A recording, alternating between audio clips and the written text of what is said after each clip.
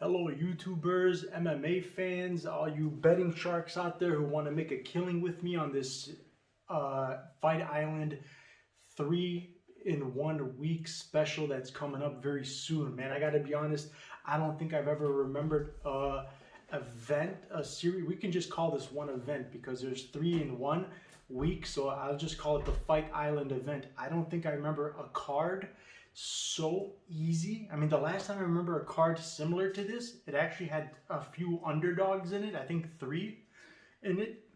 But even with the underdogs, I knew that weren't supposed to be underdogs. 2 happened to later on become favorites. It was just one of those cards that was so easy to call these fights. Like, there wasn't too many unknown variables or factors I had to weigh in and be worried about. This is one of them. This is a card that I just can't imagine anything going wrong. And I feel like I can just do a 12-leg parlay, and like I did on those nights, and I cashed them all in. And there was a reason why on those nights when I feel this, I actually did not only do a 12-leg parlay, but I did it 3 times with 3 different wagers, and they all cashed in. I've had plenty of those weeks, and this is one of them. This is a kind of, these things scream value to me because I think that no matter what they line these guys up at, that there's still value there, because when you know it's going to cash in, you know it's going to cash in. So here, listen up closely. I'm going to do this a once-in-a-lifetime offer. I'll probably never do it again. So, and it's coming at the perfect time. It's the beginning of the month. It's only the first couple of days. If you know anything about the Patreon that we've talked about so many times, you'll know that in the Patreon, they only charge you once a month, and it's at the beginning of the month. So if you started your membership now, you won't be, the billing cycle doesn't start for another full month until February. Okay, so tax season, people get some money in February. It'll be perfect time. But here's the thing, this is risk-free. I'm gonna give you guys an offer you can't refuse. If you sign up between now and the 13th, there's 2 things. The 13th is 3 days before the final card, or the first event for UFC. 2 things you're gonna get. Not only a full month service, I'm gonna give you a upper tier, the ultimate tier for the price of the gold, but even more better than that, not only are you getting the highest tier for the mid tiers, but I'm gonna give you a 3-leg parlay for $40. If you put $40 on this parlay, it wins you more than $150. So this is a parlay that pays more than about 3-to-1 odds, almost 4-to-1 odds. Okay, I am so sure that this parlay is gonna hit. I give you my word on this video, on this segment, and in writing that if your parlay that I give you does not hit and you don't get back your full month's membership, because if you put $40, you get your $40 plus another 100 some odd, more than $100 in just profit. So that's a full month's membership for free. You're getting the highest tier membership for a discount. So that's the first thing we're doing. The second thing is we're giving you the full month and not having to do the billing again for another month. But most importantly, I'm giving you a parlay that if it does not cash in, I will reimburse you for the wager. So if you put up to $40 limit. So there's a $40 limit. If you put $40, as long as you've signed up, so it's pretty much almost your membership back. You put your $40 wager. So you could put 100, but I'm only gonna if it does not cash in, I'll only reimburse you for $40 or euros or pesos, in the equivalent up to $40 in US dollars. So if you're pesos, it'll be different. It'll be what, but it'll translate to $40. So that's the deal, okay? It's a 3-leg parlay. I'm not going to give it to you now. I'll give it to you at the time, or at the end of the episode.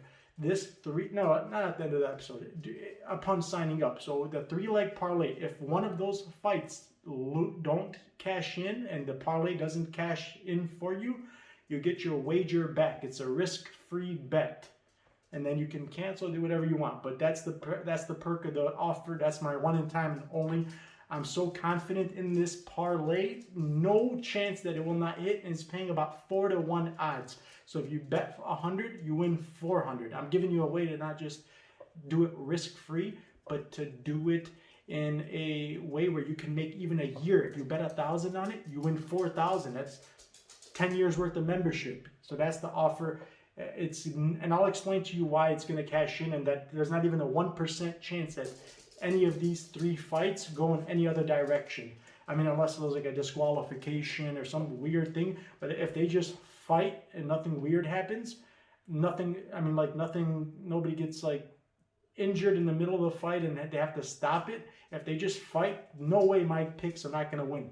So let's start off with breakdowns. All right, we're going to go with one of the first fights that we're going to talk about. This segment is going to be the topics, or the theme of this segment is value. I'm going to give you guys about 4 or 5 picks maybe that just scream value, where there's favorites that should have been bigger favorites or underdogs that should have been favorites.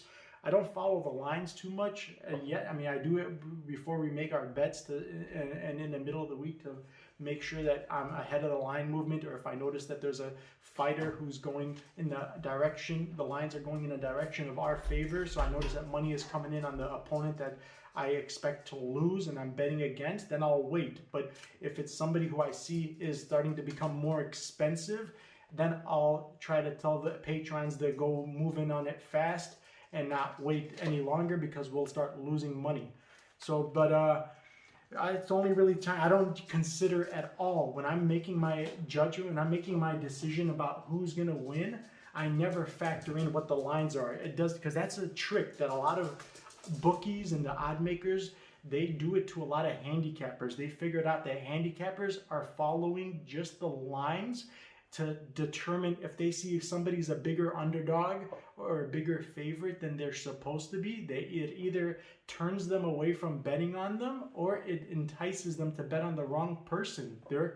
They've developed a system that's worked. I've seen it myself, that people are starting to bet like, hey, this guy shouldn't be this big of an underdog, so there's a value there, they think, and they bet on the guy who they expect to lose, that should lose, only because there's a bigger amount on the price tag. So that's silly stuff in my opinion. But anyways, the handicappers are the wool is being put over their eyes, and it seems to be working. But I don't fall for that. It doesn't have any bearings over who I'm choosing. The first fight, for example, I'm going to mention, it has screams value. Beniel Dariush. Beniel Dariush is a guy, he's the dark horse of the division in my opinion. He's won 5 in a row right now. He's on a 5-win streak, okay? 4 out of those 5 are first round knockouts. Well, one of them is the first few seconds of the second round, so you can still consider it the first. And it was one. It earned him the Comeback of the Year award from UFC. They nominated him against Drakkar Klose again to have the Comeback of the Year. So it was a performance that will be memorable. A memorable performance that speaks high volumes, and it's fine. And this is a guy who's very underrated. In a lot of his fights, they don't give him the credit he deserves. Against Scott Holtzman, he was just barely a slight favorite. It was almost at pick'em. So for a while, he was even an underdog. Against Thiago Moises, he was an underdog. Against everybody, he was a Barboza. This guy's been underrated. And there's a lot of reasons behind it. His following, he's only got like 10,000 followers on. He's one of the small, for a guy in the top 10 especially, top 5 almost, this guy's got the smallest following ever. And that's because he's a nice guy. He talks about God and his worshiping, and he's a good Christian. And people don't like that kind of stuff because it's boring in their opinion. So I respect fighters just for their fighting styles. I don't care about their personal lives, but this is an era where Conor McGregor's and the people who talk the most smack get the most attention, and they have the most followers, and followers are the casuals and followers that give their money in the direction of not who's better, who should win, who's the more technical fighter. They'll just bet on the people that they like or that they've heard of. They haven't heard of the better fighter because he's not as well known. So the lines, they can move in the direction of the people that they don't know as much or that they know more.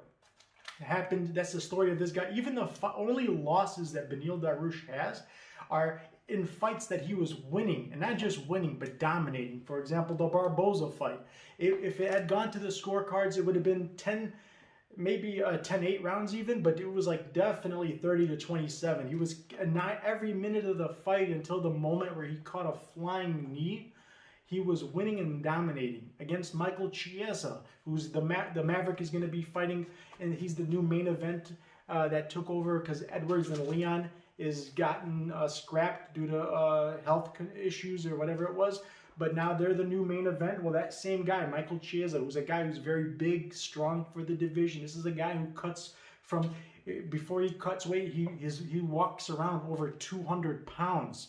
You know what that means? When he fills back up after the scales, this guy's so much bigger and stronger and taller even most of the time than his opponents that it's a very big mismatch in physicality. And when you have a guy who's actually also very well-rounded, skilled, submission specialist, very good striking and movement, it's dangerous. It's too much of an advantage. These things make big difference. And other than that, in that fight, he was losing to Dariush. Another fight where if it had gone to the decision, and that's why Dariush in over 20 fights has never one time lost a decision.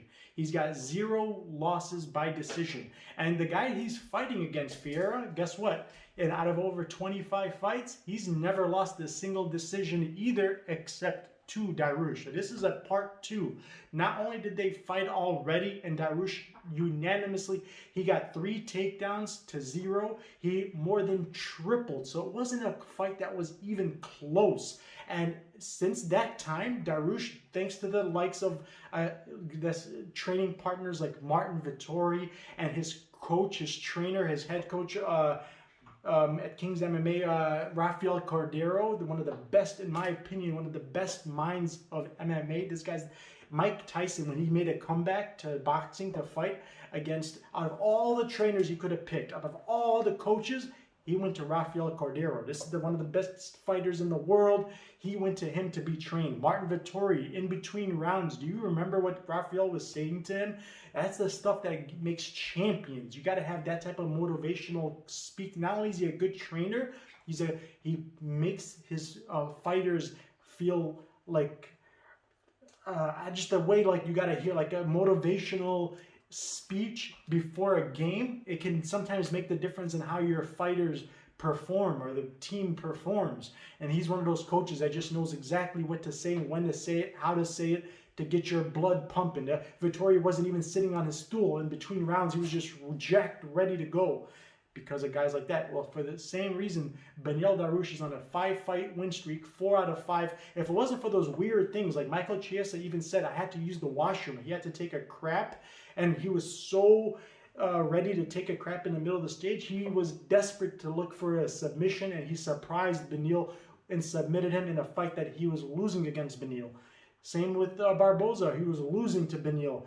And just his only losses are in fights that he was showing that he was the better fighter. But Alex Hernandez, he lost to Drew Dober. Drew Dober was on a 6-fight winning streak. Guess who snapped it? Beniel Dariush. So besides the once in a blue moon, once out of 100 times or 10 times, whatever it is, you know, that crazy submission specialist who will get a Hail Mary submission or a knockout, that type of stuff happens. It's a part of the MMA game. You don't have, it's not like boxing where they have fluffy padded records. They give you a bunch of nobodies. Which, speaking of, I'm going to tell you about a fighter who in this card coming up does have a fluffy padded record that's been giving him way too much credit. He should be a way bigger underdog, but he's not. We'll speak about that in a minute. But Dariush is one of the best in the division, and he's a dark horse. He can hang with anybody on the feet. Look what he did to Scott Holtzman. He's a knockout specialist, an artist who was on a nice win streak as well. And everybody said, stay away from him on the feet. You got to take him to the ground, take him to the... Not only did he knock him out, he knocked him out in the first round after getting the better of the exchanges in one of, in my opinion, top 3. Because he's so unknown. Like I said, he's got such a small following and underrated. They never even considered him as a part of it. Like, this knockout spinning, it was one of only 2, if not even, it might have been the only one in the history, but there's less than a handful of people in the history of MMA that's ever performed this knockout. He did a spinning back elbow, like crazy ass. It was like a, I don't know, it was like the craziest, I can't even explain, you got to watch it, against Scott Holtzman. He did a crazy knockout, but he was, my point is, On the feet, he can hang with the best of them. On the ground, you're in trouble. Unless you're a high-level specialist, you're going to get submitted and dominated. He's got some like Khabib level type of BJJ. Super great grappler and just underrated. And he's at almost a pick'ems. He's at an underdog price, almost -120 against a guy he's already beat and didn't just beat, but dominated from pillar to post, from bell to bell. And you got him at a -120 when he's improved a million times since that fight. It just makes no sense, guys. But that's just not even the best card with the best fight at the best value. There's other fights that are even speaking better as far as value goes. So I'm going to give you a couple more. And don't forget, I do prop bets, I do MMA entertainment news, future fights, boxing, everything you can imagine that speaks. Just one of my posts will make you back your full membership, but just to guarantee you that you're not going to lose money and you're going to make profit, I'm giving a 3-leg parlay. If this 3-leg parlay does not cash in on this Fight Island weekend, you get your money back. I will personally send it to you, whatever you like, PayPal, Venmo, same day, same night. You get your money back for the wager, up to $40. So you could bet more than 40, less than 40. If you bet $10 and it doesn't cash in, I give you your $10 back. If you bet $100 and it doesn't cash in, I just give you 40 out of your 100 back. But if you only, there's a reason I picked 40. That reason is because if you only bet $40, it gets you back more than 1 month's membership, plus your $40 back. So it's a free month. You get to try it out. If you don't like it, cancel the month. All right, and there's nobody, since I've started this, I've had nobody besides somebody I kicked out of our club because he was just being disrespectful and I didn't like how he was acting. He felt like, I guess a lot of people, when they're paying customers, they feel entitled to act a certain way. And I made sure that I made an example out of this person and I kicked him out. So besides that deleted pledge, I have nobody that's ever deleted on me. All right, guys. So back on track. Beniel Dariush is one of my picks. Not a part of my, and believe it or not, as confident as I am in him winning, the other three fighters that I'm in, you can put him in a parlay if you want, and by the way, you can add to this parlay, but if anybody else loses and these 3 guys win, like if you make it a 5-leg parlay and you add your own, even if they're my picks, I'm only guaranteeing you these 3. So if 4 of them cash in out of 5, and the one that didn't cash in wasn't the 3 that I guaranteed you, that's not my problem, and I will not give you the $40 back. So that has to be specifically just these 3 fighters. Now you can change it into making it a 5 or even a 2-leg or a single bet. You could make it a single bet, a 2-leg, or a 3-leg, as long as it's those 3 people, and up to $40. All right, guys. The next pick we're gonna go with. We're going to break down the next fight. It screams value, and I'm going to tell you why. Okay, Marcin. Yeah, let's get to that. Why not? There's this. I want to talk about this one, man. This one's fun. We already mentioned him.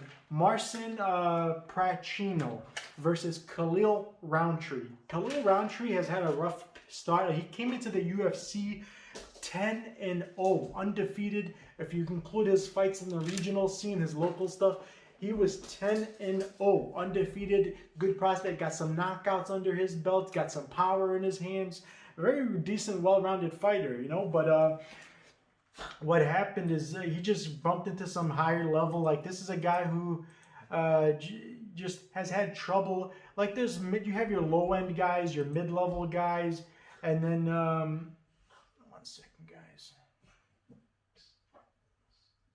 And then like your high level, mid level, and low level guys.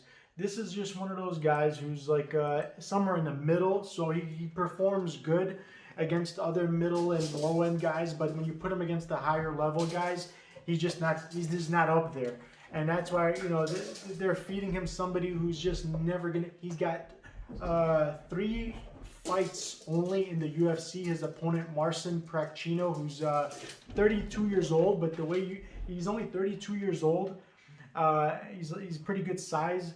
But if you look like, for example, you would think he fights like he's 50 years old, and he has no chin. In the history of the UFC and current roster, on the current roster of the UFC right now, in my opinion, he may have the worst, except for maybe Marias, who's competing with him right now, but even worse than Marias, Magic Marlon Marias. This guy, Marcin Prachnio, has probably the worst chin and durability I've ever seen.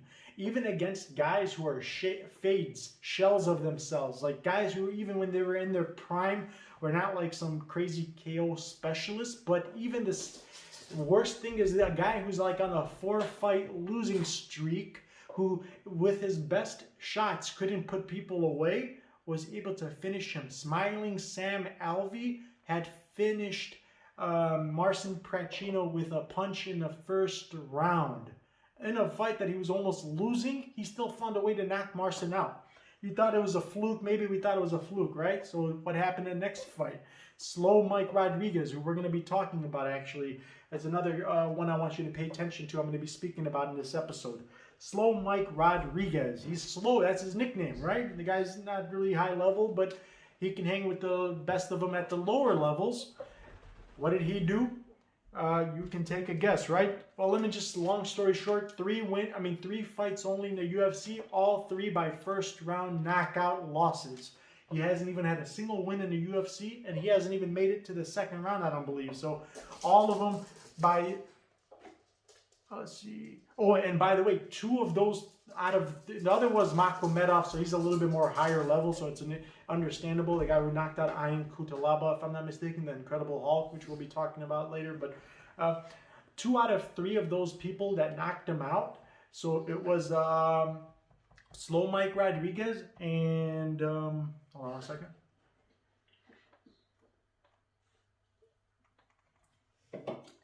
Smiling Sam Alvey. Those 2 guys that knocked him out early were southpaws, and so is Khalil Rountree. Now, here's the thing with southpaws. Southpaws have fought orthodox stance. Unless you're a guy who can switch stance, the majority of their fights are against orthodox stance opponents. Were orthodox stance opponents who also has most of his fights against other guys, especially the low mid-levels. They're not used to fighting southpaws and having success against them. So the disadvantage here is actually for Marcin to begin with. And him being now the third, this will be the 3rd fight or 4th fight again, and the 3rd one against the southpaw. So if history, if statistics mean anything, and they usually do, this should be an early knockout. He should be able to find a good home for his hook and or uppercut or even a jab wouldn't surprise. This guy's chin is so bad. When he finds a home, if he just circles in the right direction and just connects one time, Marcin's going down. He does not have a chin, and he takes hits that are, his absorption rate is almost twice as bad as his, so he doesn't have good striking defense. He absorbs more than he strikes out. So it's inevitable. Unless he's a different fighter at the age of 35, 33, whatever it is, he found some way to be better at head movement and footwork. He's a slow Polish, old school type of fighter who used to have success and in his last 4 wins, just to give you a clue, I usually only do this for the patrons, but Ray Charles, our blind man, can see this. Marcin's last 4 wins were all first round knockouts. So but that was back in an older organization, like some mom and pop fly by night shop he used to fight out of, nothing big, like the D leagues of MMA. In those smaller organizations, his wins before he got into the UFC were mostly all by first round knockout. And Mike Rodriguez is coming off of Khalil Rountree is a guy who's known for also being able to finish fights in the earlier rounds. And out of all those guys that put him away, compared to Sam Alvey, compared to Mike Rodriguez, Khalil's just a step a little bit above those guys, not just in the striking and the strength department, but just all well-rounded fighter. So they're giving him a harder opponent now, and a southpaw, which is a guy who, which is a style in the stance that he seems to have a lot of trouble against. So more reason to think that the prop bet on this is going to be very enticing. The under, whatever it's set at, even 1.5, will be very enticing. So, but most for just the value, it's you would think he's a -700, -600. He's coming, you know, but no, man, this guy is. Let's see. And by the way, Khalil's significant strikes is actually better than what he absorbs. So the southpaw knockout specialist is not a specialist, but who's got good knockout power. Also has in the scorecards, statistically speaking, even if he doesn't get the knockout, which I can't imagine with the way the other guy absorbs and the way his chin is, there's just no way it won't happen, I don't think. But even if you want to just be safe, the better pick is the rightful favorite. Khalil Rountree should, just even off of points alone, be able to run away with a unanimous decision victory. All right, guys. There's a lot of stuff to talk about. All right, we're halfway there almost.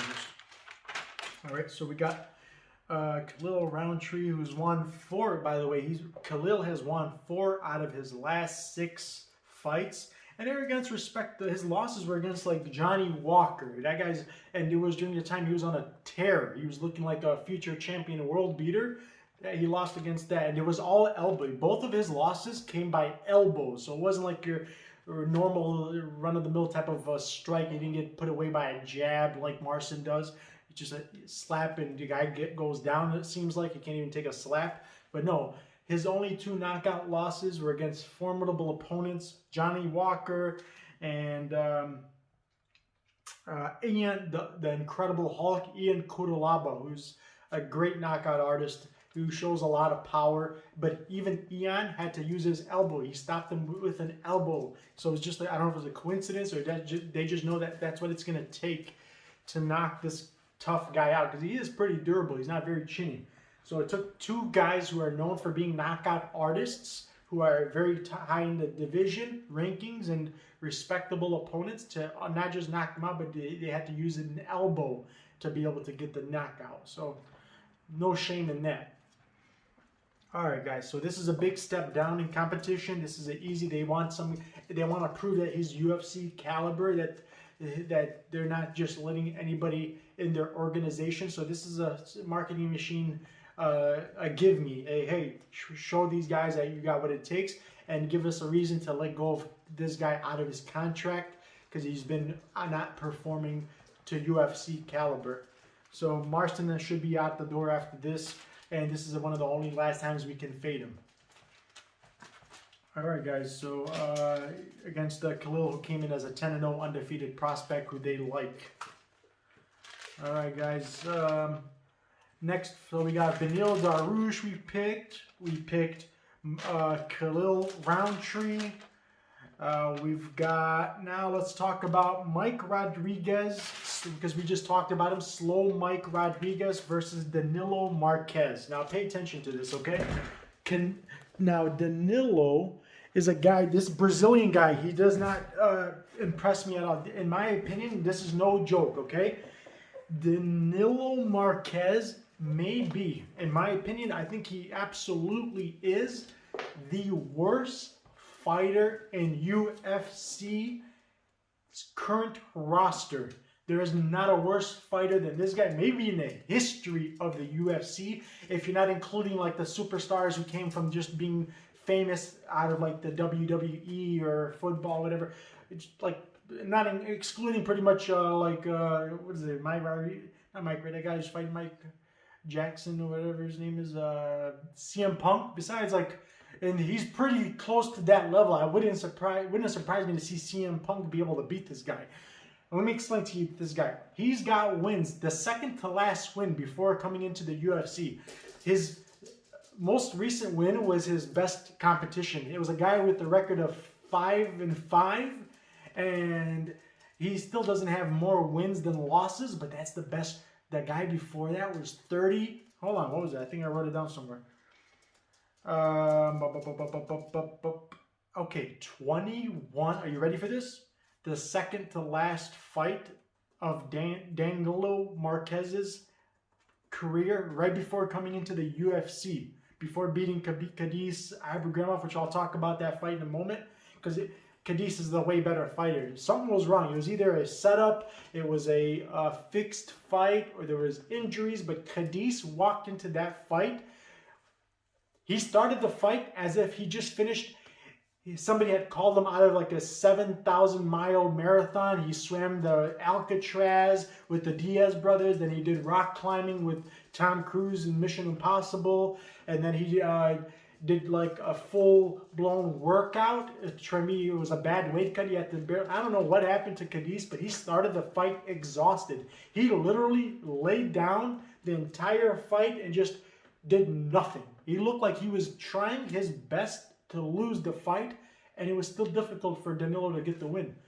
He barely got the win. It was such a bad performance. These guys were two guys who I knew are fades, but I just knew that Danilo was the worst of the two. But by some miracle, after a good performance, especially Cadiz had shown a good account of himself, even in his loss. Before that, he had lost against a guy who he was fighting against that was a back and forth brawl. He was a back and forth moments, and I think he actually won.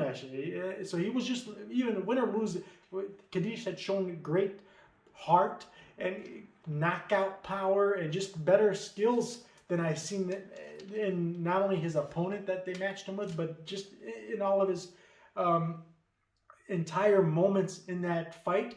He did nothing. If you ever watched that fight, that probably goes down as the worst fight in the history.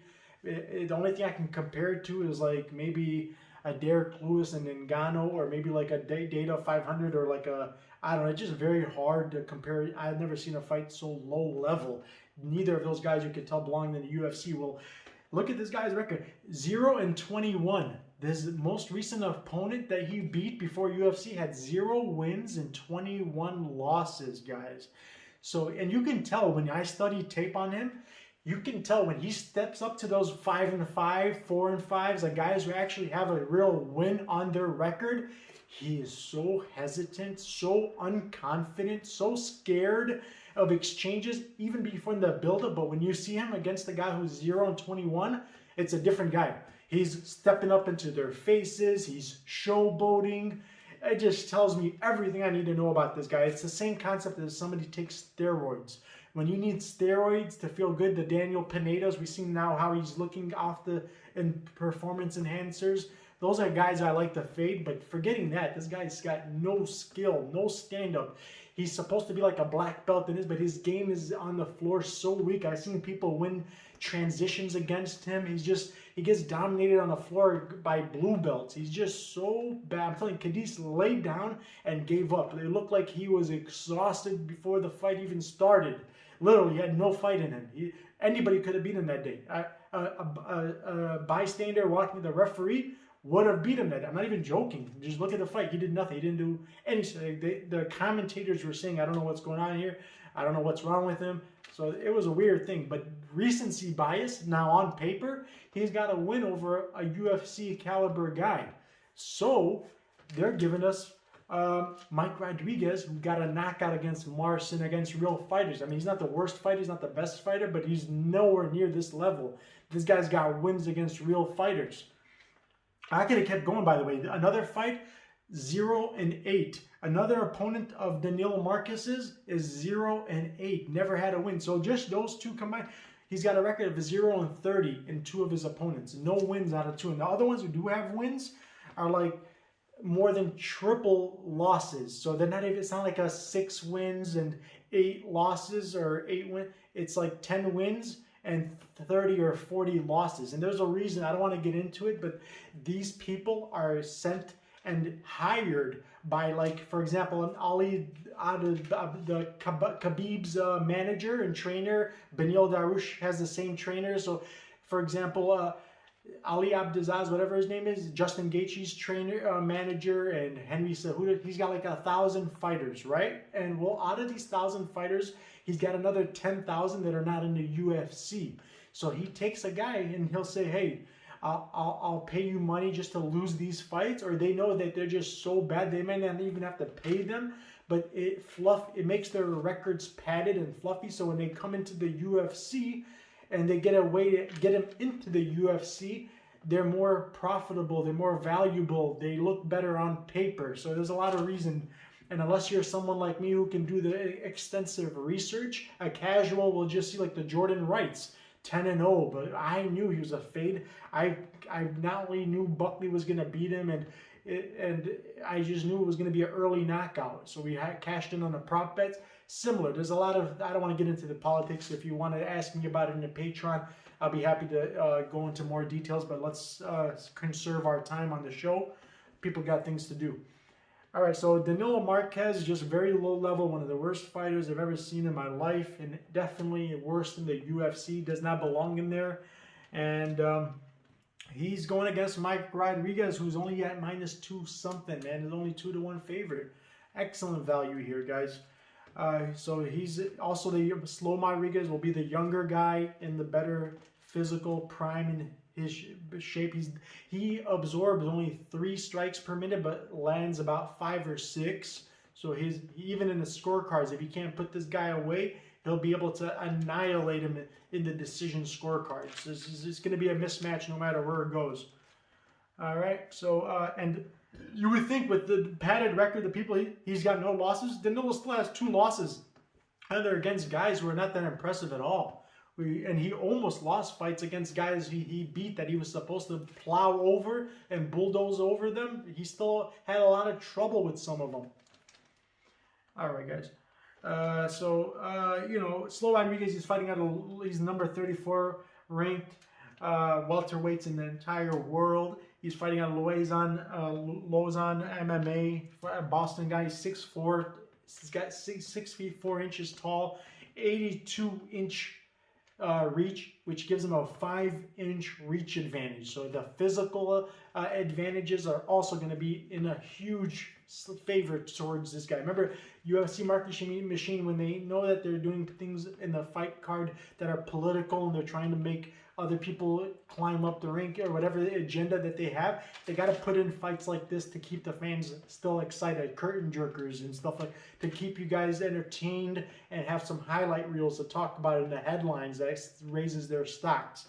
This is a fight that they want this guy to just go in and showcase his skill sets and knock him out and be the talk of the town. All right, guys. There's too many other things I can talk about, but there's no need. You guys heard enough about it. I can keep going on about why he should win, but I don't think it's necessary, guys. So let's skip past it to the next fight. And also, there'll be timestamps. Don't worry, we're working at that. It should be done very soon. They'll be posted in the description, as well as the link to where you can join the Patreon and see some examples of what the Patreon offers, where we can do live betting opportunities in the Patreon. You can win a lot of money just from the live betting notifications. It's better than a companion because you can see it in writing. There's no mistakes, and it gives you alert notifications in the middle of the fight.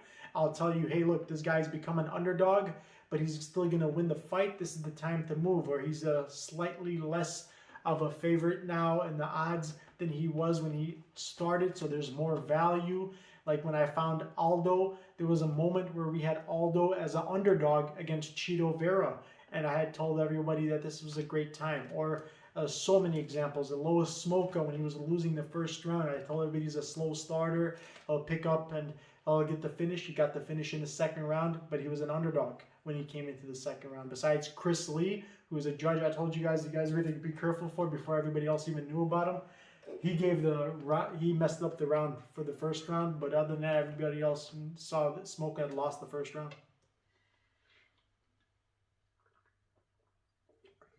All right, can you believe that? Smoka in Chris Lee's judge scorecards got the win in the first round. He was the only judge that gave it to Smoka. Corruption, you know, that's their way of, when they know that they're going to do corrupt things, to justify. Look, I made the mistake here too, so there's no reason why you shouldn't think I'll make another mistake in the future. It's an early sign of more robberies coming. All right, guys. So we got, I'll do a recap at the end. I'll do that for you guys as well, so better than timestamps even. All right, so let's talk about another piece of the. All right, so a part of the three-leg parlay, I'm going to give you a hint. One of these guys is Mounir Lazzez. He's a replacement for Christian Aguilera, who's fighting against Warley Alves. Now, let me speak. I can speak about this guy for days, man. I'm so impressed by him. If you guys want to know much, he's a Middle Eastern guy. He's from my own descent, so our ethnicity, and I can tell you a lot about him in his personal life. He's a guy who doesn't fight for money. He's out of Dubai. He trains out of Dubai, out of Nogueira's MMA camp in Team Nogueira in Dubai. He's also a kickboxing trainer and a coach. He teaches kickboxing as well. He's an instructor, and he's the perfect physical. He doesn't fight for money either. This guy's he's got very good financials. He's not fighting he's fighting for legacy. His only loss. He's got one loss only. Was a guy who was undefeated at the time. He actually only had one loss. Until this present day, the only guy that beat him, this was some long time ago, by the way, was against a guy, not too long ago actually, but it was against a guy who's only got one loss, and his opponent that beat him was Khabib Nurmagomedov, none other than the greatest of all time, known as Khabib, the Eagle, is the only guy who ever beat the guy who beat Mounir Lazzez. Has only one loss, and it was against the guy who also only has one loss, and that was Khabib, and that was way back in like 2009 or 2010. Since then, he's been on like a 20-fight win streak, undefeated. So there was and he lost by decision. He didn't get put away. He's never been knocked out, never been submitted. He's dominated even against his as a 3-1 underdog. And that's why there's a value here, okay? At the time, he was a 3-1 underdog, plus 300 underdog against a guy who still has a 100% finishing rate. Out of 10 wins, they're all first-round knockouts. As soon as he touches somebody, they drop, and they don't get back up. He puts them to sleep. That's how dangerous it is. Not only did he battle through that, in the first round, he ate about 1 million of those punches, and not due to like any other. The guy's very skilled. He's a well-rounded fighter. He's got wrestling. He's very strong in grappling. He's a well-rounded fighter. He not only weathered the storm, he showed good defense, but durability is like none other. The guy took punches and laughed. He was literally smiling and laughing at those punches that put so many other people to sleep before him.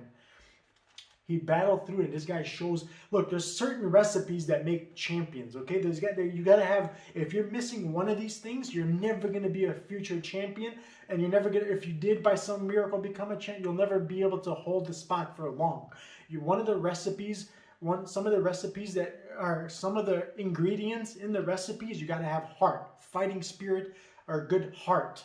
Okay, you got to not be like a Malcolm Gordon or Jordan Wright who's afraid of exchanges, covers up and balls up, and because that also translates in offense. You don't become as offensive, which is similar to what I was saying in the last segment about the Vincentius Moreira that's going up against Ike Villanueva. He's a similar type to that sense. So if you got to be the opposite, and that's what this guy, he's like that. He's also got another part of the rest of ingredients of having a champion.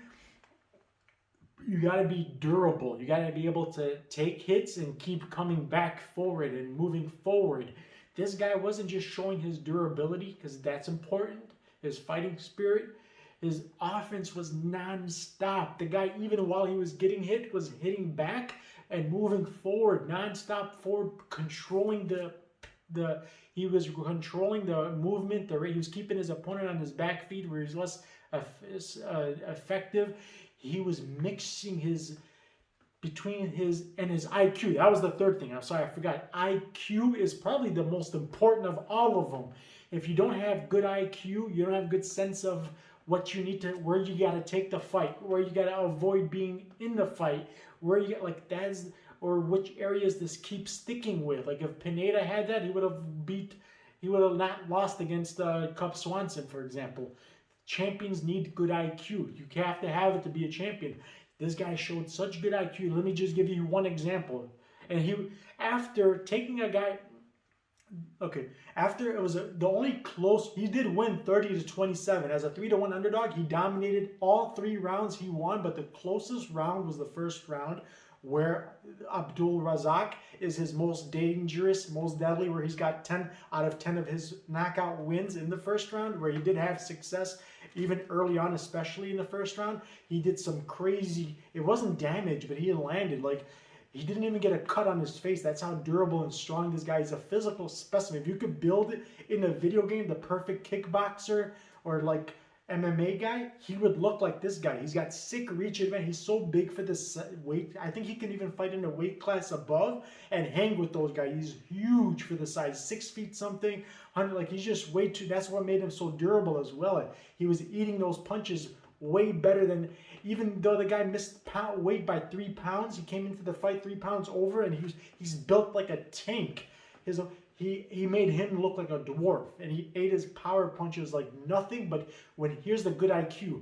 In the round that he knew was very, remember, he's an instructor, he's a sensei, he's a teacher. So, and he's also got great coaches. These coaches, they tell him things between rounds and during the rounds that I've only heard high-level coaches speak like. This is like Trevor Whitman quality, or like Rafael Cordero we were speaking about. He's got that type of coaching, and he's a coach himself. But there, you know what he did in a few seconds left in the first round, which was the closest round, he ended up pulling, just in case, because he knows how judges can be, just in case that any judge might have seen it, and he, without this, in my opinion, he still won that round, but just to cement that he was going to win this round, he did a takedown. He attempted his first and only takedown against a good wrestler who's dangerous when you close the distance on him.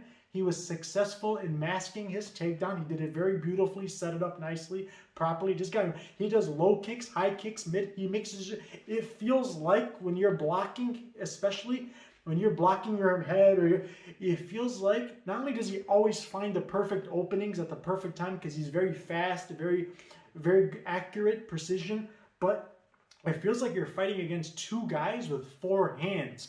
He finds a spot all the time. You can't block against that kind. You got to be offensive, not defensive as much if you want to have success against a guy like this. But anyways, my point was just to cement that he was going to win this round, like 10, 20 seconds before, 30 seconds before the round was coming to an end. He did level changes and got the fight to the ground. He took it down, as it was the only takedown out of both of them. It was attempted and it was successful, and he held them down. He was doing position over submission. He was not putting himself, you did the side. He knew exactly where to be at all times, never put himself in any danger. And he did in a few different times, because in the fight, he did do a few more takedowns. He was very successful in all of them. So his takedown accuracy is excellent. And he just knows how to win the fights, what to do, how to mix it up. He'll keep you guessing. He won't be predictable. He goes from low kicks to high kicks, to face kicks, mid-torso, and he's just very all well-rounded, man. This guy's only got 1 loss. Remember, against the guy who's got only 1 loss, against Khabib. He didn't fight it. And another guy he's got a few guys he's taken. You know who else he beat? A guy who I win as an underdog. Remember Louis Koski? He was a -700 when the fight was coming to an end. He started like a -500, but turned to a -7 against Sasha something. And I told you guys all stay away from him. Sasha's very durable. He's dangerous in the first round. He's going to be the bigger guy. Everybody's biggest parlay piece. Every other channel and prediction specialist all went for one of the Koski brothers, Louis Koski, to say that he was going to dominate and win because he was like undefeated. He was just looking great. I told you guys that this Sasha guy's really good, but it was bad. I mean, it was the parlay ruiner of the night, and it was going to be like I predicted it. I put it in the post. Timestamps don't lie. You can see it in the Patreon. It's still there. And when I posted it, this guy's got a win over that guy. He snapped his win streak. One of his only losses was against Mounir, and he didn't just beat him. A guy who, remember how much adversity he battled through? Koski is a tough-hitting guy. He put away a lot of people. He's got some power. He weathered the storm. A lot of people even said that the referees should have stopped the fight. That's how much damage he did and how much striking power he had. Well, a guy who can take all that punishment that Koski gave, that kept coming back and was still effective and got his own knockout against Koski was put away in like the first round by strikes. He put away a guy like Sasha. That's how dangerous and good this Mounir guy is. He's got wins over guys who were undefeated, and until this day, I've only got one loss or two because of him. So very well rounded. I'm very high on this guy. He's one of my 3-leg parlays against a guy who's got losses against the Lord, like the James Crosses. Warley Alves is a good fight. He's got a win in a lot of things.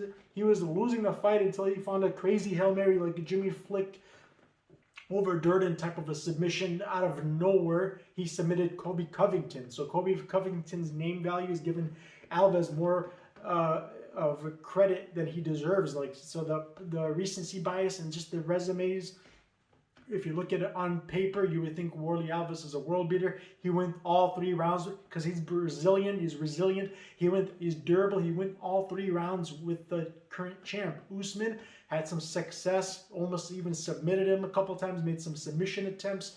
Not really almost submitted him, but he had some, even Colby Covington, even Woodley, like nobody else was able to really go 3 rounds or I think even did Jorge go through? I can't even remember what happened to it, but a lot of people don't go through and have as much success. So Warley Alves, due to the success he had against Covington, against the Usmans, he's being valued at just like a 2-to-1 favorite against him now. So there's a lot of value, especially in a parlay. Mounir, they call him the sniper. That's how accurate and precise. Remember, if you were building a perfect fighter in a video game, the only other guys like I said that about were like the Cyril Gaines. This guy's got a future, man. I'm very high on him. He pulled an upset in his last time. He was a big underdog. So imagine him now as a favorite. It's not a big favorite, but he should be a bigger favorite in my opinion. Against a guy who's only good against mid-level, low-level. As soon as you put him like against higher level guys, like not even too high level, but like the James Crosses, or who else did he lose against? Warley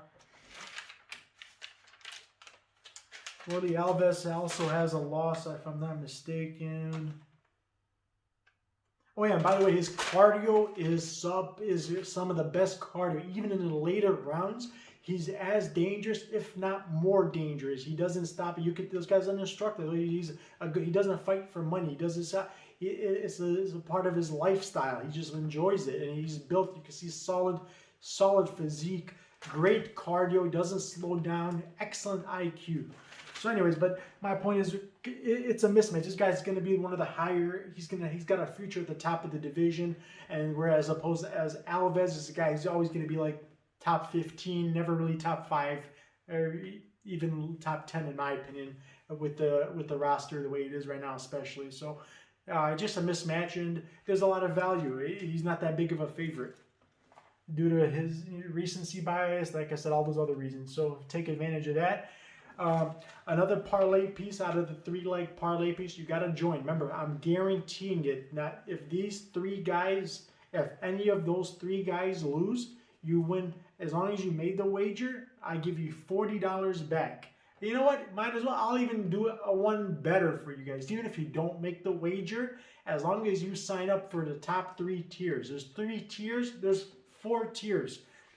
If you just sign up for any of those tiers and you want to cancel your membership, I'll give you back your 1 month's membership out of the top, up to $40. The maximum I'll give you is up to $40 back, whether you bet it or not. If any of those 3 fights that let me remind you, they're paying about 4-to-1 odds in this parlay because there's so much value in them. So when you put 3 of them in the parlay, it's going to pay you back for only $40, a whole full month's membership at the higher tiers. You'll win more than $100 and on top of your wager. So you get the 40 plus more than $100 on top of the 40. If it cashes in, then you can stay or leave, do whatever you want. If you just want to join it for that reason, this is the best time. It's the beginning of the month. You won't get charged again for another 30 days if you decided to stay. And if not, you get your money back. Up to $40. So I'm very confident he's one of the pieces, just to let you know. That's how confident I am in him winning. All right, and another piece I'll talk about in the next segment, okay? So the next segment, I'm going to give you guys a guy who's undefeated, who's very similar. Like if I said the same things about him that I just said about Mounir Lazzez, nobody can argue it. He's almost identical. They're even middle. He's also, I'm not going to give you too much, but there are a lot of similarities. And he's another one of the pieces. So that's why he's still undefeated. That's another clue I want to talk about. And another guy who might as well be undefeated, so I don't see him losing to anybody besides top 2, top 3. Those 3 together are paying 4-to-1 odds, plus money as an underdog, big underdog.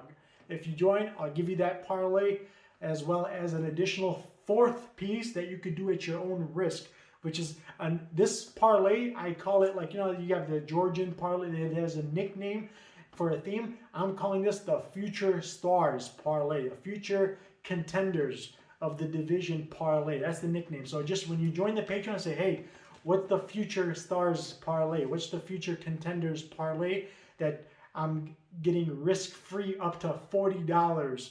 So yeah, then as soon as you send me that message, remember there's an open line of communication, or I'll just make a post. I'm going to make a post right now, and it's only going to be viewable but to the upper tiers, the top 3 tiers. So if you join, you don't have to even ask me. You'll be able to see it as long as you're in the 3 top tiers. All right, guys. Glad you guys joined me for this segment. I hope you guys took some notes and you got some good picks. You're going to beat some line movement because some of these fights are in the future fight cards coming up. None, I don't think, will be on the 16th card, if I'm not mistaken. Maybe one of them only. The Mizzou, I don't know. I think this. I think one of them only was on the 16th card. But great value. I appreciate your time, guys. Please, so my content gets out there. If you guys hit up to 50 likes, so like 30 comments, 50 likes, I'll put a free combination, a parlay, and an underdog in the comment section. One of the many different ones, not the same one that I was just talking about, obviously, but I'll give you a different one. I'll give you some juicy, good paying underdogs and a parlay in the comment section if you guys show me some love. Also, you should be able to find a hidden, I do it in all my episodes, there's a hidden message inside the segment somewhere. Only for 2 seconds it'll pop up on my screen. Every episode has one of them. So if you're watching the full episodes, just make sure you pay attention. It's going to flash on the screen. You just got to pause it and write it down. It's like a parlay or something I'll give you guys as a gift for watching the show and hitting the like, the subscribe, the notifications. Tell your friends, tell your family. If you guys can grow this channel, I'll be able to do more segments. I'll be more accurate. I'll invest more time.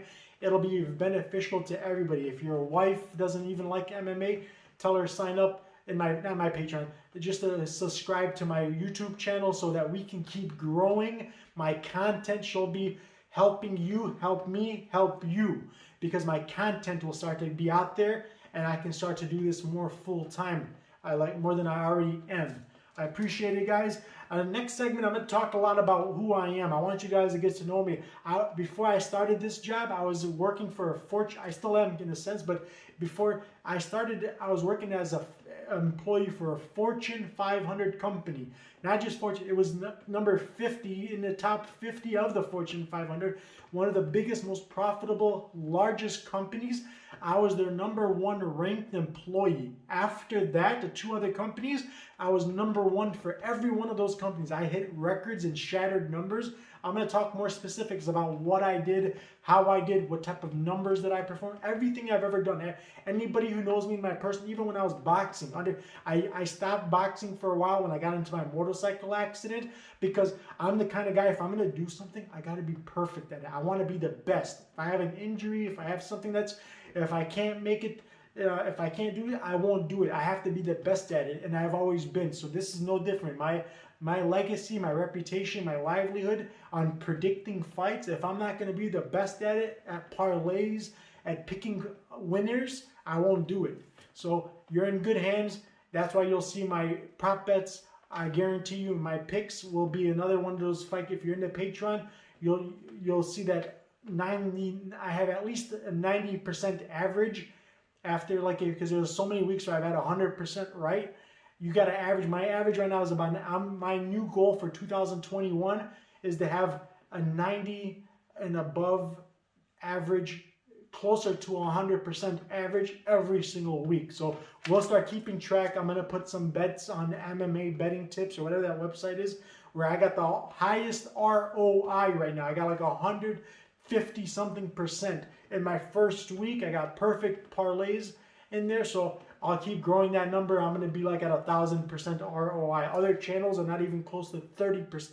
The highest I've seen any other channel was like 20 something percent. I'm at 150%, guys. That's the difference.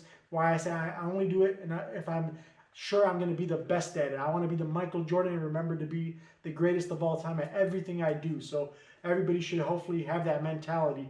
And that's why we're winners.